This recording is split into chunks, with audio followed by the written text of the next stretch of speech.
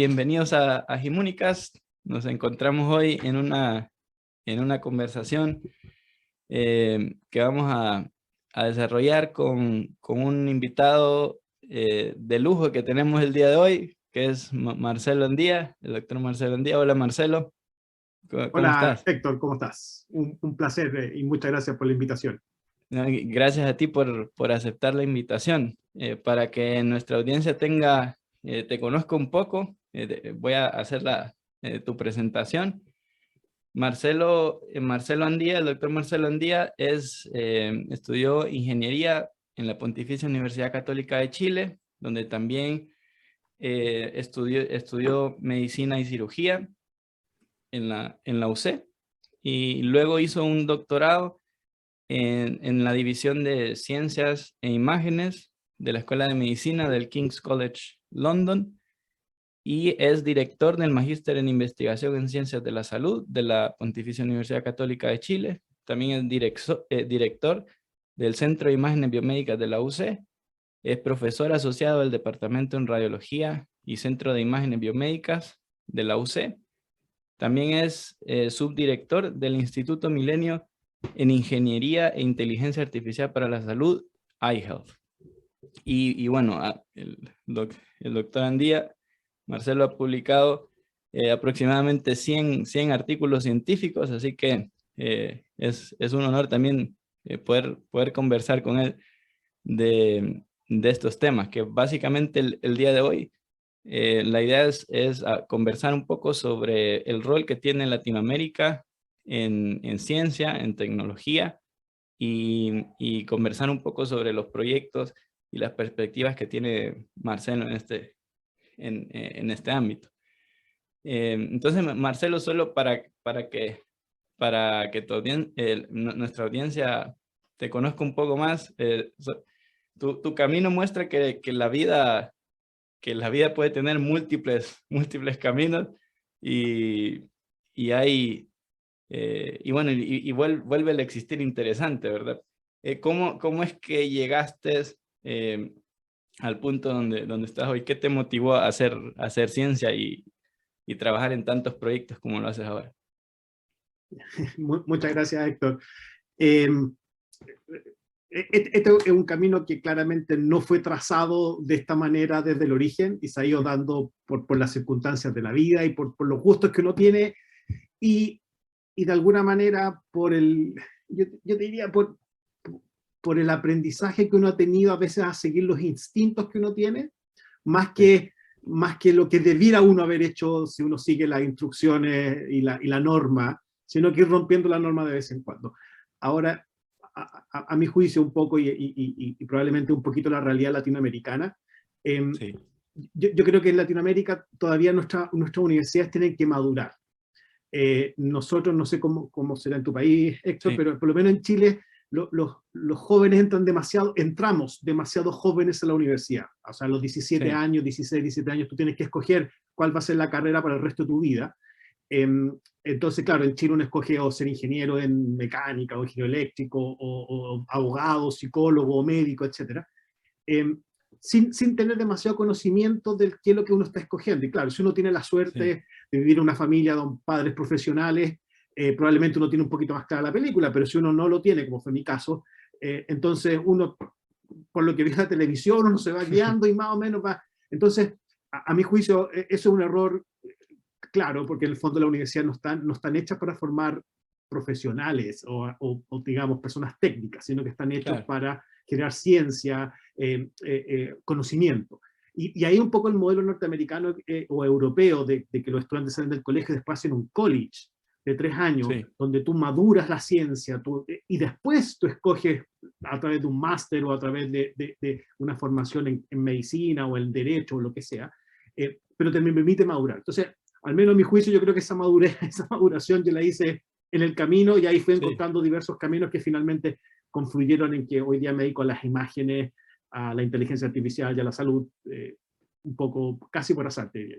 Sí, y que bueno, y que son temas que en Latinoamérica, como escuchar a alguien que trabaja en inteligencia artificial, yo creo que para la mayoría de las personas como que quedan bastante asombrados y se podrán preguntar, ¿y eso se hace en Latinoamérica? No sabía que nosotros hacíamos también ciencia en ese sentido.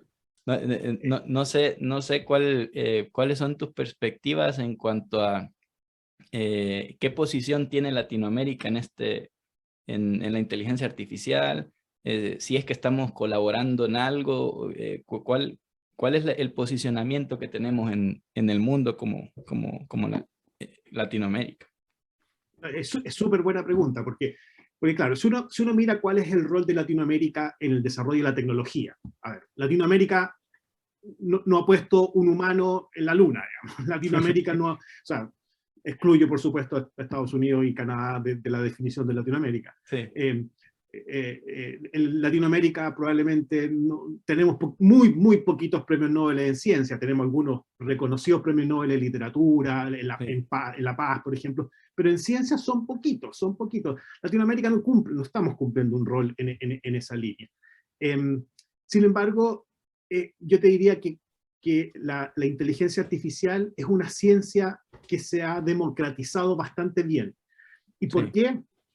Porque tú eres millennials, probablemente. Entonces, ustedes, los millennials se sienten dueños de la inteligencia artificial como los creadores de la inteligencia artificial, y eso es mentira, se los desmiento inmediatamente. Toda la matemática, Se nos cayó el mundo.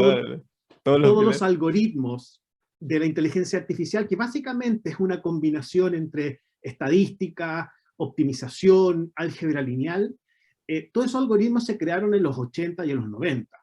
Sí. Y todos los papers de esa época terminaban con una frase que decía, en algún momento tendremos un computador lo suficientemente potente para implementarlo, digamos. Sí. Y esos computadores los tenemos ahora.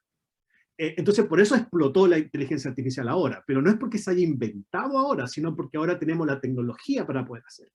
¿Y por qué digo que se ha democratizado? Porque tú hoy en día, por ejemplo, los algoritmos están todos disponibles. Hay mucho software gratuito, o lo que se llama el open source, sí. Publicados en Python, publicados en R, que lo puede usar cualquier persona del mundo. Entonces se ha democratizado el acceso al software. Y usualmente para hacer inteligencia artificial se necesitan computadores muy potentes, que son extremadamente caros. Y eso históricamente ha sido una limitación para Latinoamérica. Sin embargo, hoy hay servicios en la nube. Entonces tú puedes arrendar estos supercomputadores por horas, por días, y hay un montón de empresas que te lo ofrecen a precios razonables. Entonces, de alguna manera, podemos acceder a eso. Entonces, hoy en día... ¿Y estos accesos los tienen entidades que son latinoamericanas o entidades que son...? No, usualmente Europa, Japón, China, Estados Unidos son los grandes proveedores de estos servicios, y aquí son las empresas más típicas que todo el mundo conoce, o sea, es Google, es Facebook, es Amazon, Microsoft.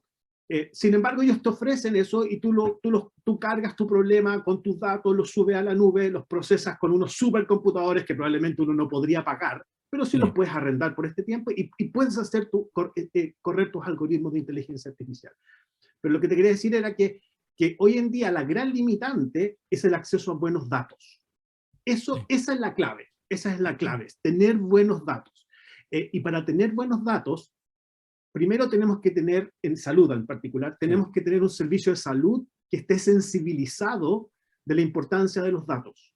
En Chile, donde tenemos un sistema mixto de salud público-privada, al sistema público básicamente le importa contar casos para después ir al Ministerio de Hacienda y pedir plata para que le permitan mantener los hospitales. Así vamos. Y a las clínicas privadas le importa contar casos para cobrarte la cuenta, pero a nadie le importa que esos casos se transformen en datos que se permitan hacer un buen análisis de la epidemiología, de la evolución de las enfermedades, etc. Nadie está pensando en eso. Usamos los datos con fines, comillas, contables, pero no con fines de investigación. Entonces, es el primer grupo grande. Hay que sensibilizar a los ministerios de salud, a las empresas, a las clínicas, a hacer eso. Y el segundo gran dato es que sensibilizar a los profesionales de la salud. Porque si seguimos trabajando con estas fichas escritas a mano, con letras que nadie entiende, fichas que están incompletas, finalmente estamos perdiendo una gran oportunidad de acumular evidencia, acumular datos que nos permitan después hacer análisis de grandes volúmenes de datos que nos permitirían avanzar a pasos agigantados en la prevención de las enfermedades, en la anticipación de las enfermedades, en la priorización de las enfermedades cuando uno tiene recursos limitados. Entonces, hay que sensibilizar a distintas escalas, si tú me permites. Entonces, pero yo creo que hoy día las herramientas están disponibles a un precio accesible, un precio razonable. Lo que falta es la sensibilidad y la predisposición a comprender que los datos hoy en día son lo más valioso de la inteligencia artificial. ¿Y cómo a nivel práctico, cómo podríamos incentivar que tanto estos sectores públicos y privados comiencen a desarrollar los mecanismos al interno de su sistema institucional para poder generar estos datos de mejor calidad, estos datos ¿qué específicamente es lo que debería de hacer un hospital privado, un hospital público? ¿Basta solo con que estén conscientes de que hay que hacerlo o es muy compleja también la forma de implementarlo, o los pasos a seguir? Sí, mira, súper buena tu pregunta, porque probablemente todas las personas que escuchan tu podcast son personas del área de la salud, o hay prioritariamente el área de salud. Y todos sabrán, por ejemplo, que todo este boom, que no es un boom, sino que es bastante razonable, digamos, de la medicina basada en la evidencia. Claro. Sí. Que surgió desde fines de los 90, principios del año 2000, fue este tremendo boom. Entonces uno se pregunta, perdón, pero ¿todo lo que hicimos antes entonces no estaba basado en evidencia científica? Sí, pero estaba muy influenciado por la experiencia personal de cada individuo. Y hasta el día de hoy, yo todavía hablo con médicos que, comillas, no le creen a la medicina basada en la evidencia y creen que su experiencia en 1000 casos es más importante que un paper que publica 300.000 casos. Claro. Entonces, pero si tú a ellos les vas demostrando que finalmente la evidencia termina siendo mucho más contundente y mucho más rotunda que una... Pero primero hay que romper esa barrera, ¿te fijas? Primero hay que romper esa barrera de entender que mi experiencia de 50 casos no es comparable con un estudio, un metaanálisis de 500.000 casos. Entonces, eso es uno. Hay que hacer un cambio cultural. Y eso viene también en las universidades, a nivel de universidades, me imagino también. Absolutamente, la universidad tiene que ser un líder en esto. O sea, si esto no parte de la universidad, no parte de ningún lado. Claro. Eso es súper importante tu comentario. Si no parte de la universidad, no va a partir de ningún lado. Entonces, eso es uno. Hacer este cambio cultural. Y dos, es que hay que demostrar que es útil. Te voy a contar una historia que probablemente algunos de ustedes conocen, pero es que es el origen de la ciencia de los datos en salud. No sé si te conoces la historia de John Snow, que este médico británico del cólera, exactamente, sí. Este médico británico que trabajaba en Londres durante la crisis del cólera. Sí. Y por supuesto, en esa época preantibióticos, por supuesto la gente se moría, pero en una tasa de letalidad gigantesca de las personas que se infectaban por cólera. De partida nadie sabía que era cólera, digamos, sí. Porque nadie había aislado la bacteria. Y este médico trabajando en el hospital de Londres, llegaban pacientes enfermos con una tasa de mortalidad increíble, entonces el sistema totalmente saturado, y él tuvo en el fondo la agudeza de empezar a preguntarse, pero ¿por qué está pasando esto? Y entonces este clásico cuadro donde él tomó el mapa de Londres, sí. Y cada vez que llegaba una persona enferma al hospital, él iba poniendo un punto de dónde vivía esa persona. Y finalmente se dio cuenta que las personas enfermas venían de un cierto sector de Londres solamente. No estaban homogéneamente distribuidas en todo Londres, sino de ciertas áreas. Y esas áreas se abastecían de ciertos pozos de agua, porque en esa época, por supuesto, no había agua potable en cada domicilio, había que ir a un pozo a buscar agua. Y ahí él se da cuenta que hay algo que está pasando en esa agua, que de alguna manera generó toda esta enfermedad. Y él, con esos datos, va a hablar con el alcalde de Londres y le dice, hay que clausurar este pozo. Por supuesto, la gente se negó absolutamente, porque o sea, tú tenías que después ir a buscar agua más lejos, entonces nadie quería hacer eso. Pero él con los datos se lo demostró, pidió, hagamos un estudio piloto, cerrémoslo, veamos qué pasa en DOM, y logró demostrar que clausurando esos pozos, el número de casos empezó a disminuir. Entonces, no hay mejor digamos, estímulo para la transformación que cuando tú muestras resultados. Claro, Entonces, y a partir de ahí todo el mundo comprendió de que ahora hay que hacerle caso a los datos. sí. Entonces, yo creo que eso un poco nos falta en Latinoamérica. En Latinoamérica le creemos mucho al paper que salió en Estados Unidos. Y entonces, si en Claro. Estados Unidos funciona, Sí. funciona en Latinoamérica. Aquí tiene que funcionar. Claro, si le creemos a pie juntillas, si algo funciona en China, tiene que funcionar. Pero no, pues eso no es así. Sí, sí. Nuestra genética es distinta, nuestro ambiente es distinto, nuestra base epidemiológica infecciosa es distinta. Entonces, en la medida que uno vaya demostrando que eso tiene sentido, yo creo que vamos a ir convenciendo al sistema.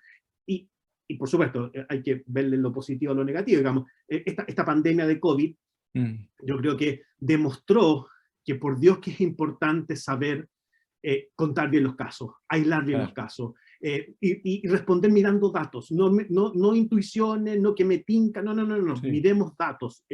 Entonces, si tú me explicas, si tú me dices qué es lo que viene, ¿cómo se hace esto? Se hace con un cambio cultural en las universidades, que somos las que tenemos que educar a las siguientes generaciones, pero además a las autoridades tenemos que mostrarle que haciendo pequeños estudios pilotos, como lo hizo Jon Snow en un hospital, podemos demostrar que usando ciencia de datos bien utilizada, con herramientas de inteligencia artificial, podemos disminuir mortalidad, podemos disminuir costos del sistema y después por su propio peso esto va a ir avanzando.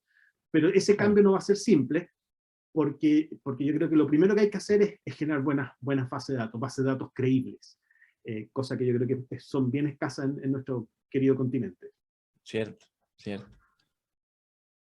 No, me parece muy interesante también la historia de Snow y cómo pudo generar resultados. Y es cierto que una de las cosas que fomenta una ciencia, cualquier ciencia que sea, es el hecho de que la sociedad se pueda beneficiar o obtenga una mejor calidad de vida o resultados a partir de ahí. Entonces, que esté dirigida, me parece, dirigida hacia ayudar a la humanidad de alguna forma, en impactos prácticos, creo yo que es... Claro, y en ese mismo sentido, tratar de cada uno de nosotros proponerse un proyecto, no curar el cáncer, digamos, o sea, que es como el proyecto que uno quiere, digamos, pero pequeñas intervenciones que te permitan ir demostrando que si mira, en este grupo de pacientes, con estas 1000 fichas que yo logré ordenar, logré identificar tal factor de riesgo, y eso tiene un impacto, después lo voy a poder ir escalando de 1000 a 5000, de 5000 a 10000 y de 10000 a toda la población.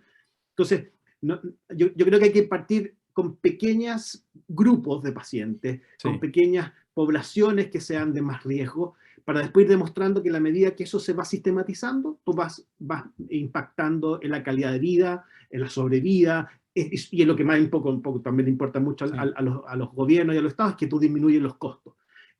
Y como te digo, yo creo que hay que partir con pequeñas iniciativas, y que en el fondo es lo que estamos tratando de partir nosotros con este Instituto Milenio que tenemos en Chile, que en el fondo con pequeña iniciativa empezar a juntar una con otra diversos lugares y de ahí empezar a generar este punto de eclosión que te permita ir masificando estas nuevas tecnologías. Y hablando del Instituto Milenio, en ingeniería e inteligencia artificial, del cual eres subdirector, no sé si nos pudieras contar un poco sobre qué proyectos están trabajando, cuáles son las expectativas que tienen con esos proyectos, qué problemas están intentando solucionar.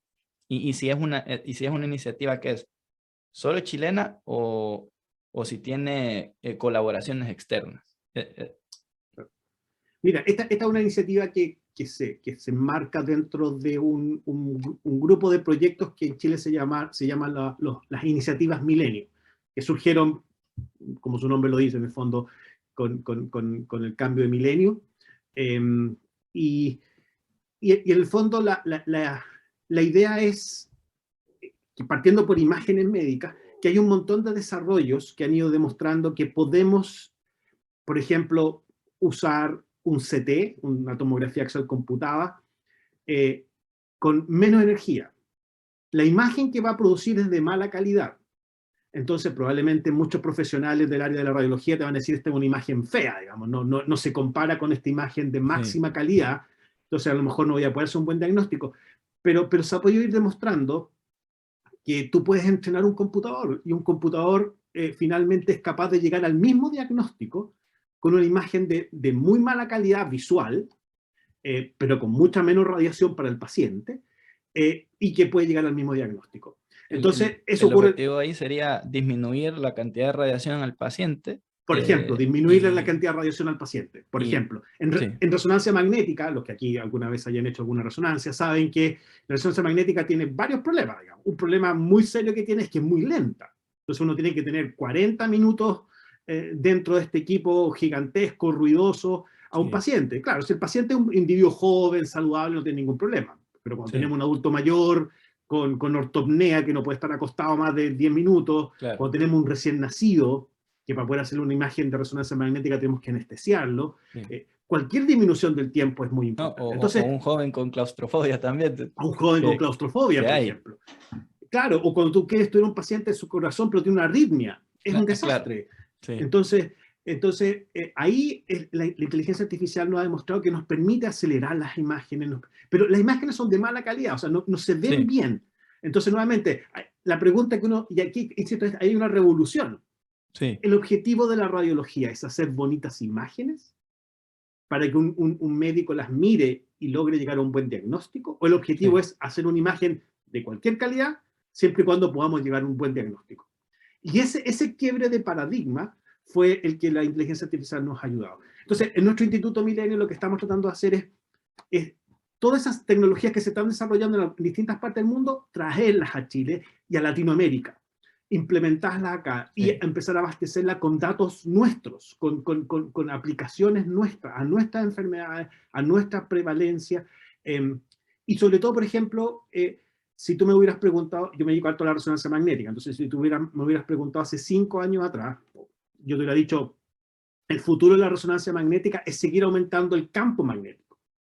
Partimos con resonadores, los primeros resonadores clínicos eran de 1 Tesla, después saltamos a 1,5 Tesla, que es como el estándar en Latinoamérica, pero en Europa el estándar hoy día es 3 Tesla, y en países más que llevan la batuta en esto, como Alemania, Holanda, Inglaterra, Estados Unidos, tienen resonadores de 7 Tesla, que son carísimos, pero después nos dimos cuenta que a lo mejor podíamos hacer lo mismo, pero con resonadores de más bajo campo, de 0,5 Tesla. Y la gracia está en que un resonador magnético cuesta en promedio $1 millón por Tesla. Por lo tanto, si tú tienes un resonador de 7 Tesla, son 7 millones de dólares. Y si tú tienes un euro de 0,5, es solo $500.000. Entonces empieza a ser más accesible la tecnología.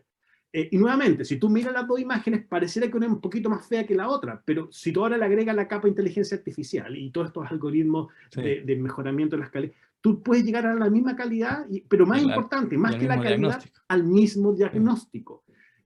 Entonces, eso es un nicho que para Latinoamérica es fundamental. La idea de utilizar, el concepto de utilizar una imagen de menor calidad, pero que llega al mismo diagnóstico, ¿salió también de países desarrollados o salió de países en vías de desarrollo?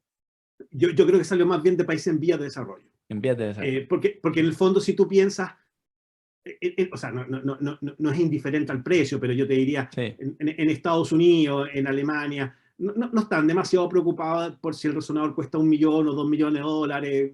Siguen comprando equipos y tienen una cantidad de equipos por millón de habitantes que es brutal. Pero países como Latinoamérica, como China, como África, ni hablar, esa diferencia te marca la diferencia en que si puedes comprarlo o no puedes comprarlo, digamos. Tiene o no tiene acceso. Entonces, finalmente, ha habido un montón de presión, y yo te diría que aquí China quizás está jugando un rol bien relevante en decir, oye, pero podamos hacer equipos, comillas, de menor calidad, no tan top, a precios más baratos, y a lo mejor funcionan, digamos. Quiero decirlo así como en broma, digamos, pero compara el precio de un Mercedes-Benz con respecto a un auto chino, digamos. Claro, es mucho más barato el chino, a lo mejor no va a durar todo lo que tú quieres que dure, no va a ser con tanto glamour, pero te va a permitir trasladarte, y comillas, democratiza el acceso al... Eso mismo puede pasar en imágenes, pero el susto siempre fue, ok, vamos a tener equipos más baratos, de menor campo, pero vamos a poder tener imágenes de buena calidad. Entonces ahí viene el quiebre, y te dicen, Claro. no se pregunte si va a tener imágenes de la misma calidad, pregúntese si va a poder hacer el mismo diagnóstico. Claro. Entonces, ese cambio de paradigma fue el que yo creo que le abrió las puertas a estas nuevas tecnologías. Entonces, ahí es donde entra nuevamente y el rol de la inteligencia artificial para mejorar las imágenes, para entrenar sistemas que sean capaces de mirar, comillas, mirar la imagen de una manera distinta, y mirar lo que nosotros a veces con el ojo no podemos ver, digamos, pero que están ahí, están en los datos, pero no lo podemos ver.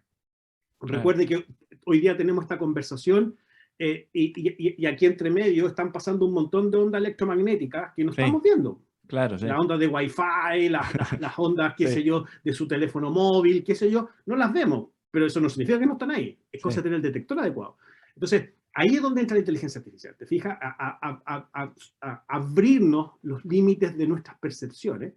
Entonces, y con muchos datos. Entonces, el punto es traer todas estas tecnologías, traer todos estos algoritmos, implementarlo en Chile, ojalá expandirlo a Latinoamérica. Por ahora, esto lo estamos haciendo con 3 universidades chilenas, Sí. pero el objetivo, y con mucho contacto con universidades en Europa y en Estados Unidos, por supuesto, pero en el muy corto plazo, la idea es tratar de empezar a difundir estas nuevas tecnologías a toda Latinoamérica. En el fondo, nosotros tenemos que estar más representados en estas bases de datos, Sí. con las cuales se están entrenando las nuevas redes neuronales, los nuevos sistemas de inteligencia artificial en salud, que van a salir publicados en Nature, que van a salir publicados en el New England, un nuevo algoritmo, bájelo en su celular para detectar el cáncer de colon. Sí. Pero claro, si ese algoritmo lo entrenaron solo con personas de Europa o con personas de Estados Unidos, ese algoritmo no va a funcionar en nosotros.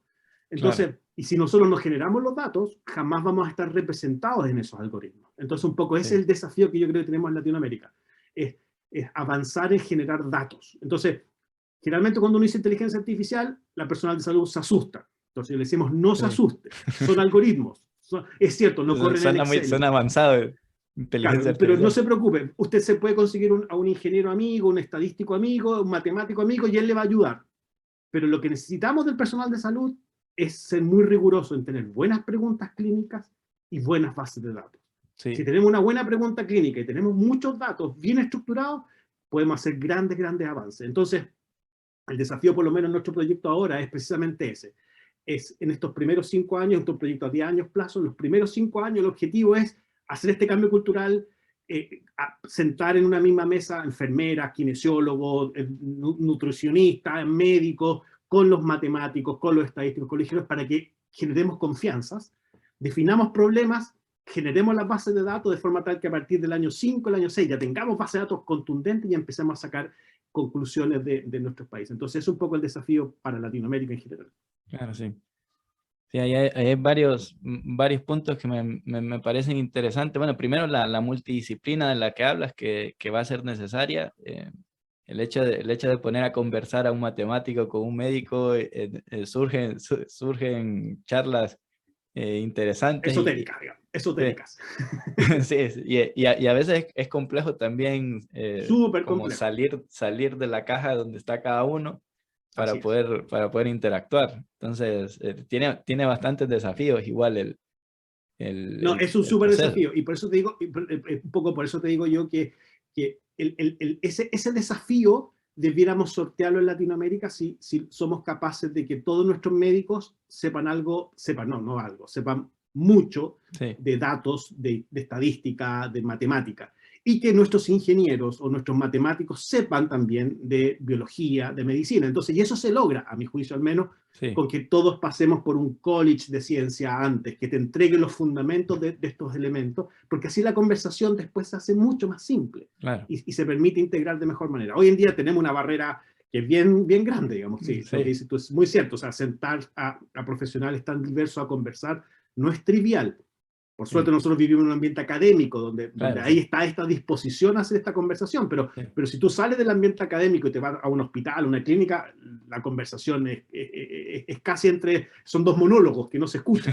Entonces el desafío un poco es ir logrando transformar estos monólogos en diálogos, para poder, como decía Lelutiers, que este monólogo se transforme en una conversación de 2 personas, o sea, se transforma en un biólogo. Sí. Perfecto, sí, también. Lo otro es lo que me parece interesante es la filosofía que puede agregar las realidades latinoamericanas igual al desarrollo de la ciencia, porque igual como dices, en países desarrollados pueden estar pensando en aumentar los Tesla y puede hacer que se alcance una, una meseta de avance en el desarrollo de la tecnología, pero que de repente en el latinoamericano, por los problemas de recursos, igual se siente a pensar cómo puedo hacer esto más accesible con menos cantidad, cómo optimizar Así es. la misma ciencia. Y que los resultados de eso seguramente van a beneficiar también al desarrollo de la otra tecnología utilizada en países desarrollados. Igual se van a beneficiar de cómo se optimice la ciencia en general. No, Entonces, sí, totalmente, totalmente. Yo soy fanático de los autos, entonces a mí me sí, encantan los autos. Entonces, si uno mira los autos, hay dos fuentes de innovación en los autos. La primera fuente de innovación es la Fórmula 1. ¿Ya? sí, Donde se inventan los sistemas más tecnológicos, más sofisticados, carísimos, pero gracias a la Fórmula 1 tenemos tracción controlada, tenemos claro, ABS, tenemos un sí, montón de sistemas. Entonces, ahí, que en el fondo, comillas, es como la ciencia del país rico. claro, Pero también la innovación en los automóviles proviene de los usuarios. Entonces tú tienes un vehículo que se lo llevaron a China, que se lo llevaron a Latinoamérica, y le hicieron una modificación para sí, que funcionara mejor en la altura, una modificación para que funcionara mejor en el barro. Y esa modificación también alimenta a las grandes productores y logran transformar sí, o sea, hay insumos de los dos lados, ¿te fijas? Desde el sí, usuario, comillas, que estruja el auto y con un cable, un alambre y le hace una adaptación para que funcione mejor a la altura, y finalmente eso se puede transformar en una tecnología, y la super tecnología, súper sofisticada y súper cara, en este caso la Fórmula 1. En salud, por ahora el aporte mayoritariamente ha sido desde la comillas la Fórmula 1, o sea, claro, desde Europa, Estados Unidos, y nosotros de Latinoamérica como usuarios no hemos podido mostrar sí, cuáles son nuestras. Entonces, o sea, basta mirar, toma un journal importante como el New England Journal of Medicine y cuenta cuántos papers de Latinoamérica hay, digamos. Súper poquito. claro, sí, Entonces, esa es una barrera grande. Entonces, por eso digo, yo creo que aquí tenemos que, nosotros yo creo que vamos a encontrar muchos ejemplos como de Jon Snow en sí, nuestra población, gracias, si logramos nuevamente levantar datos y levantar ciertas hipótesis clínicas relevantes para poder ir aportando, y no me cabe la menor duda que lo que encontramos aquí le va a servir a ellos, finalmente, a Europa también, y a Estados Unidos, qué sé yo. claro, sí, sí. Y bueno, solo para nuestra audiencia también, que uno pudiera decir, uno se pudiera preguntar, ¿cómo es que, por qué es que si son seres humanos igual que nosotros, las personas que están en Europa o en Estados Unidos, por qué los resultados que se obtienen de esas poblaciones, por qué no se aplican a nosotros? Y bueno, un comentario que tendría al respecto de eso sería que, em, sería que no sé si has escuchado este experimento, bueno, estos análisis que se hicieron con meteorología al inicio, que para poder predecir cuál va a ser el clima mañana. El y- butterfly effect, Correcto, correcto, a eso es lo que voy, que que son demasiado aleatorios. No, claro, que tenían, se presentó una situación en donde tenían supuestamente la misma base de datos que iban a pasar a procesar, y la única diferencia fue que cuando pasaron los datos, hicieron la copia, hicieron un redondeo de uno de los claro, decimales, y eso produjo un resultado totalmente distinto así es. al que había generado la primera base de datos. Entonces, eso fue algo que impactó bastante esa área de la ciencia, al darse cuenta cómo pequeños factores pueden llegar a cambiar muchísimo los resultados. Y, Totalmente, y los totalmente. resultados en medicina involucran cambios en los resultados de medicina involucran un mal diagnóstico, un buen diagnóstico puede significar la vida o la muerte para una persona. Entonces, de ahí la importancia de que nuestras sociedades también colaboren a, a estos datos y que los datos se obtengan de forma correcta para poder procesarlos, porque si no... Totalmente. Tenemos Sí, que enriquecer las bases de datos, hay que claro, enriquecerlas. sí, Los latinoamericanos somos un subgrupo de población súper particular, o sea, somos súper particular, tan particular como puede ser la población asiática, como puede sí, ser la población africana. Entonces, pero si tú miras los estudios reflejan población europea, población claro, norteamericana, caucásica. Entonces, sí, si tú miras el mapa, por ejemplo, de intolerancia a la lactosa, sí, Latinoamérica somos todos intolerantes a la lactosa, o mayoritariamente. Tú sí, miras sí, Europa, súper poco intolerante a la lactosa. ¿Y por qué? Claro, pues si los primeros homínidos que llegaron, los primeros homo sapiens que llegaron a sí, América jamás tomaron leche de vaca, pues si las claro, vacas llegaron con los españoles. Pues. Entonces, y ese delta nos hizo que tuviéramos un desempeño completamente distinto en nuestros hábitos de alimentación. claro, A nosotros siempre nos da risa el tema de la alergia al maní, digamos, tú vas a Europa sí, y todo el lado dice, cuidado, esto puede tener maní, cuidado, esto puede tener...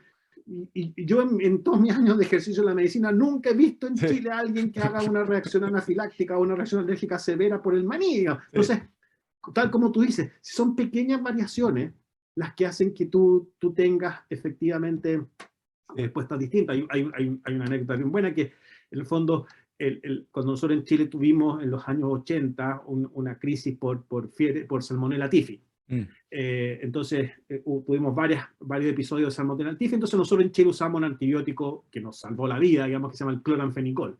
sí, Y ese era nuestro antibiótico con la Salmonella typhi y salvó millones de vidas. Pero la población europea, tú le das cloranfenicol y ellos pueden hacer reacciones alérgicas ah, severísimas sí, contra el cloranfenicol. De hecho se ha reportado aplasia medular sí, en población caucásica. Entonces el cloranfenicol casi que está prohibido en Europa, digamos. sí, Pero nosotros en Chile, o sea, casi tomamos la decisión de agregarlo al agua potable porque era maravilloso. Entonces, ahí lo que dices tú es muy cierto. O sea, sí, pequeñas variaciones pueden hacer que individuos respondan completamente distintos a los sí, tratamientos. Entonces, en promedio uno puede suponer que un tratamiento que se valida en Europa, que en Estados Unidos, nos va a servir a nosotros, o al menos claro, nos da una buena hipótesis de que va a funcionar. Pero no es determinístico, o sea, no porque implica que vaya a funcionar acá. claro, Ese sí, implica lo tenemos que cambiar nosotros. Nuestras condiciones ambientales son distintas, nuestras condiciones de alimentación son distintas. O sea, tenemos que hacer una medicina más local en Latinoamérica. Y aquí no hablo de un sí, país en particular, no de Chile, de Argentina, no, de Latinoamérica. claro, sí, Eh, y con eso vamos a enriquecer las bases mundiales, y con eso vamos a enriquecer el algoritmo de inteligencia artificial para sí. detección precoz de cáncer de colon. Los vamos a enriquecer en la medida que nosotros generemos esas bases de datos y las compartamos con las que ellos están generando en Europa, en Canadá, en Estados Unidos, en Japón, qué sé yo.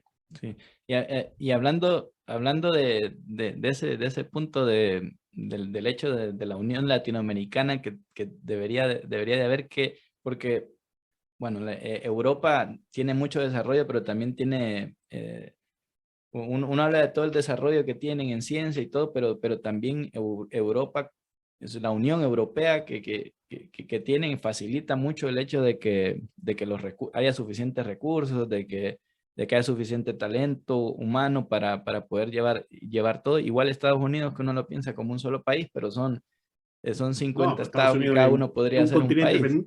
por ellos mismos, digamos. Sí, entonces no sé qué piensas tú acerca de cuáles son de que si deberíamos formar algún centro o o alguna red latinoamericana donde se mueva la ciencia libremente. No sé qué piensas sobre eso. O sea, alguien muy sabiamente dijo, hay que dividir para gobernar. Claro, sí, sí, Y eso es lo que han hecho los países desarrollados con África y con sí, Latinoamérica, digamos. O sea, nosotros nos sentimos...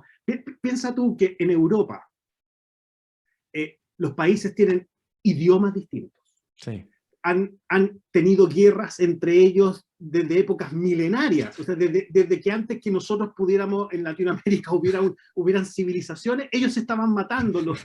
Toda la historia del Imperio Romano, toda la historia, qué sé yo, de los bretones, la historia de los sí, celtas, ellos tienen religiones distintas. claro, Están los anglicanos, sí, y sin embargo son capaces de unirse y crear una comunidad europea. Bueno, a veces los ingleses arrancan, entran, salen, pero en promedio son capaces de unirse, hacer esfuerzos mancomunados. En Latinoamérica compartimos el mismo idioma, tenemos la misma religión, somos todos iguales. Entonces, pero tenemos estos orgullos patriotas que a veces rayan en el bananerismo, y por eso no compartimos cosas. Entonces, sí, o sea, si hay algo, o sea, piensa tú Latinoamérica, tenemos cobre, tenemos litio, tenemos petróleo, somos el granero del mundo, tenemos todo. Nosotros nos pusiéramos de acuerdo, podemos dominar el mundo, digamos. Pero claro, como a Estados Unidos y a Europa no les gusta eso, incentivan que seamos siendo divididos. Como yo tuve la oportunidad de vivir muchos años en Inglaterra, y ellos siempre dicen lo mismo. No, Europa es como es, y en particular Inglaterra es como es, porque nos pasaron 2 guerras mundiales por encima. Y ahí uno entiende el valor de la sociedad, el valor no del individuo como ser individual, sino como un individuo como parte de una comunidad, como parte de una sociedad. Probablemente en Latinoamérica nos van a tener que pasar unas 2 o 3 guerras mundiales por encima para que aprendamos eso, pero caer en lo mismo. Para que podamos hacer el cambio. O sea, llegar a la misma conclusión. A mí no me cabe la menor duda que si nosotros...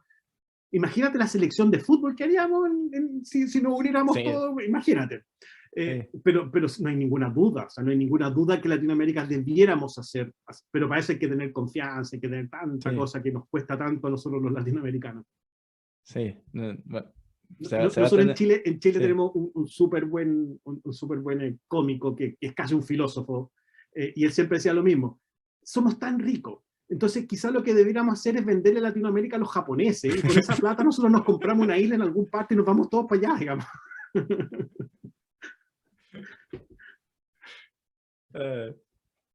Sí, es mucho el potencial, es cierto, es mucho el potencial, y a mi parecer, no sé qué opinas tú, pero a mi parecer el talento que hay en Latinoamérica creo que es mucho también, a mi juicio. Ahí es donde yo te digo un poco, piensa tú, nosotros nos hemos desarrollado como continente, hemos superado la pobreza, hemos superado pandemias, o sea, una de las cosas que nosotros hacemos en Chile, y es que tú mira la cantidad de artículos científicos que producimos en Chile, y tú lo divides por el presupuesto de investigación, y aquí en Chile como que cada artículo publicado en muy buenas revistas sale como, no sé, $100. Es absurdo. Y tú miras en Europa y haces esa misma división, y resulta que en Europa cada artículo le cuesta como $10.000. Claro, entonces, entonces, por supuesto que hay mucho talento, y el talento no está, digamos, monopolizado por el hemisferio norte, digamos. El talento está distribuido homogéneamente. La pregunta es tener oportunidades. Claro, Tú miras los últimos premios Nobel de física, todos han sido porque han usado un colisionador de hadrones.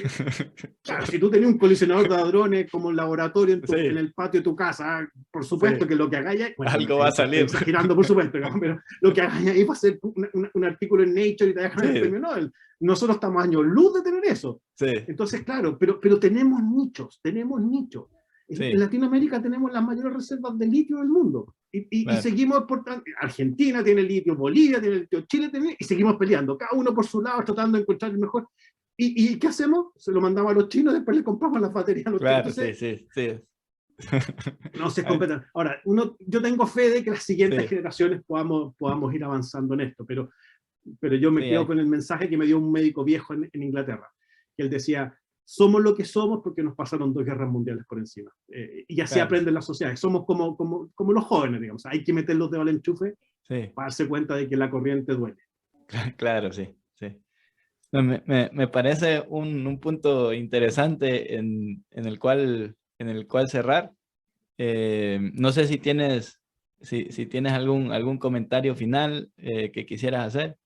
Sí, un comentario, un gran comentario que a mí me gustaría poder transmitirles, sobre todo si hay personas más jóvenes escuchando, y es que una de las cosas que a mí, yo de niño, de escolar, incluso de los primeros años de universidad, uno siempre escucha, es esto de que quiero estudiar una carrera que no tenga matemáticas, o porque me cargan las matemáticas, o soy malo para las matemáticas, o quiero estudiar una carrera que no tenga nada de biología porque no quiero saber nada porque soy malo para la biología.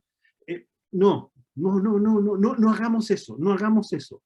ábrase su cabeza a todas las disciplinas, escuche de todo, porque a la medida que usted escucha de todo, entrena su red neuronal más importante, que es la que tiene usted en su cerebro, para tener más estímulo y va a encontrar más oportunidades de aplicación de todo lo que usted aprenda. Nada es un fenómeno independiente. No existe nada que sea un fenómeno puramente químico o puramente biológico, puramente físico. Son todos mezclados, si todo ocurre simultáneamente.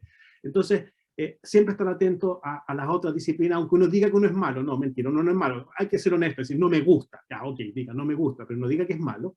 Y siempre está abierto a escuchar a otras personas de otras disciplinas, porque ahí es donde se generan las grandes oportunidades. En ese lugar donde se generan las grandes oportunidades. Claro, no, Y otro, por sí. supuesto, no olvidarse las ciencias sociales y la filosofía, que también son partes fundamentales. Siempre uno habla de las ciencias más naturales, digamos, pero las ciencias sociales son las que le dan sentido a todo lo que hacemos. Totalmente de acuerdo, totalmente de acuerdo. Y qué mejor que gracias por ese consejo, Marcelo. Estoy seguro que es